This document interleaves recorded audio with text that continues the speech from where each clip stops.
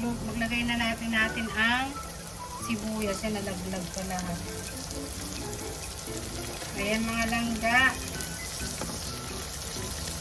Let's cook again. Tofu at baboy. Sobrang sarap ito mga langga. Sisimplihan lang natin ang luto. Alam niyo naman, Army Wanderlust, I love cooking. Yan, may shout out sa inyo lahat yan mga langga.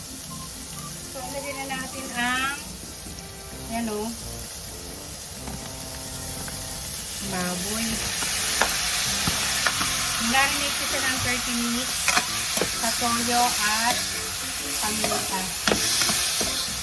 Sobrang simple, sobrang bilis lang mga langga. Yan.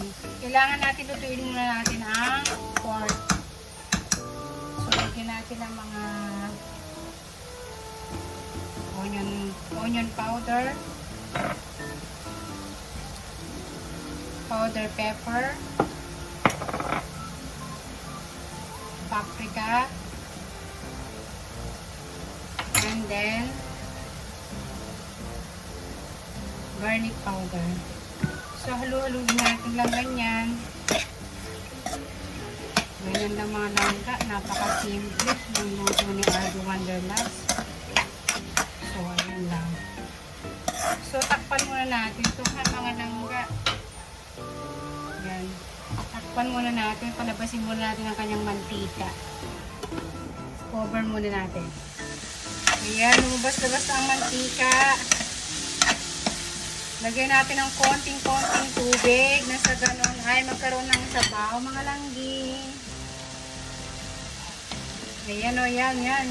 Sarap mga langga. Ayan, sarap-sarap. Susangkutsahin pa natin ito mga langga. Lagyan natin ng toyo. Siyempre, kailangan may toyo, diba? Sarap.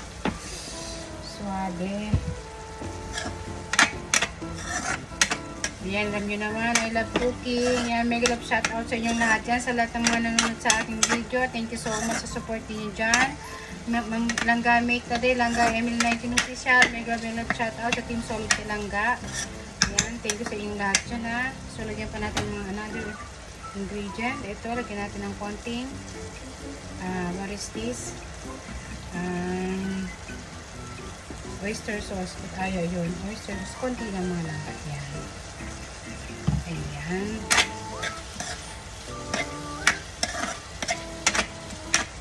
Sobrang sarap na mga langga. So, mamaya lalagyan na natin ang tofu. Kasi itong tofu is na-prito ko na siya. Ayan. Sobrang sarap mga langga. At lagyan natin ng, syempre, suka. Suka. Sarap. Ayan. Lambot na kasi yung baboy. So, pwede na siya. At lagyan natin na yung pamintang medyo buo. Konti lang. Ayan, takpan ulit natin siguro mga 10 minutes at ilalagay na natin ang another ingredient na tofu saka onion or sa shabuyas. So ayan, kumukulo na mga langga. Lagyan na natin ang tofu. Yung tofu at saka ito ang sibuyas. Ayan, papasarap. Ay, dumami na lalo. Napakasarap mga langga. Ayan. Napakasarap mga langga ng aking ulam. Lagyan natin ng pampalasa pa. Ito. Konting honey. Para mag-balance ang kanyang tamis at ang asim. Napakasarap mga langga.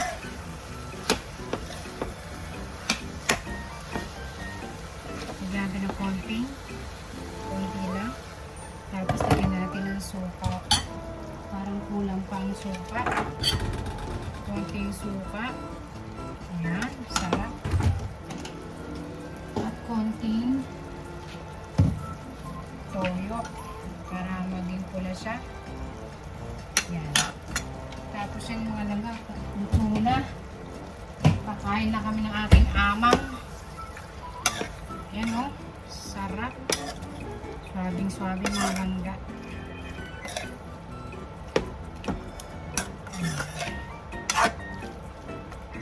So, takpan muna natin. Lutuin muna natin ng mga after 5 minutes. Ayan, ready na kami kumain. Mga langga, sarap.